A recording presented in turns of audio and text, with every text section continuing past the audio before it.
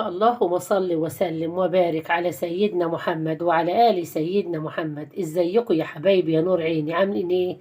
يا رب تكونوا بصحة وبألف سلام.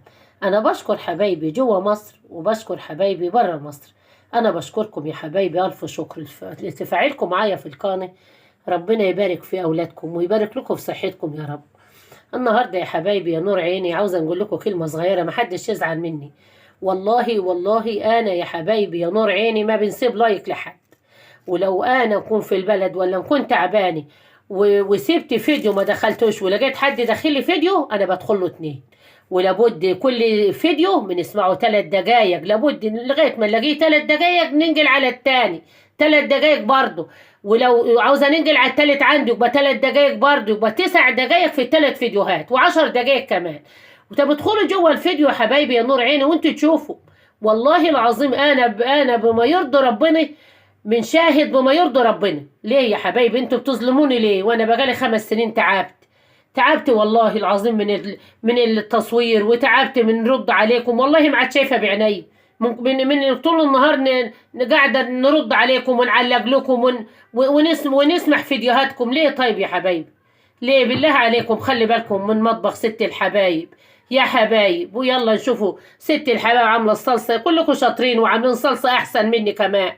الصلصه الجميله اللذيذه ديت. ادخلوا جوه الفيديو وانتوا تشوفوا انا عملتها ازاي يا حبايبي. انا مش عاوزه اكتر عليكم الفيديو علشان انا بعمل فيديوهات صغيره علشان تسمعوها. ويلا يا حبيبتي يا نور عيني نشوف الطريقه.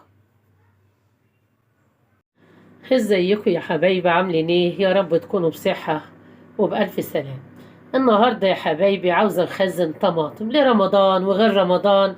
مفيش بيت يا حبايبي يا نور عيني يستغني على الطماطم. الطماطم جميله ازاي وزي التفاح بالظبط. بص الطماطم جميله ازاي يا حبيبتي. بص الطماطم جميله ازاي زي التفاح بالظبط. الطماطم اهي يا حبيبتي. همسكها اغسلها واقطعها في الحله وارجع لكم. اهو يا حبايبي بعد ما قطعت الطماطم زي ما انت شايفه كده الطماطم جميله ازاي اهي. بعد ما قطعتها قطع كده. وانا بخزن الطماطم النظيفه.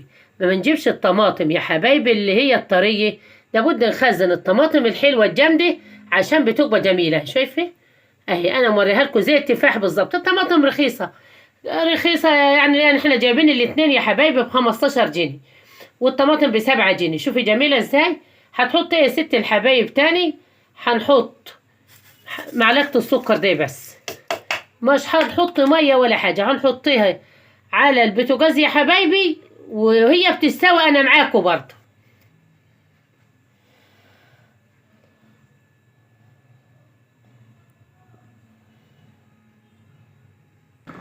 الطماطم هي يا حبايبي انا بنوريها لكم. انا حطيت لها البنجرايه بس وحبه السكر. شوفي انا مش هنبطلها من النار الا لما تبقى بص مهريه كده.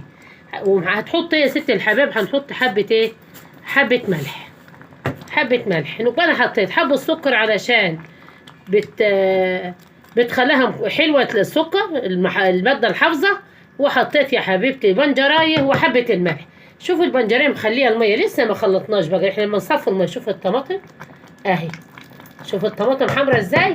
لسه هنخليها بقى يا حبايبي يا نور عيني تستوي عشان منوريكي طريقه الطماطم بتاعتي اللي انا مشغله منها على طول وبتقعد 2 و3.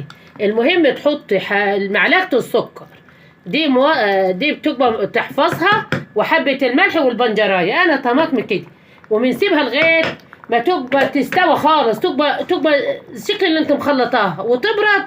وهنضربها يا حبايبي يا نور عيني في الخلاط وهرجع لكم. وان وصلتوا لغايه كده بالله عليكم خلي بالكم من قناه ست الحبايب يا حبايب.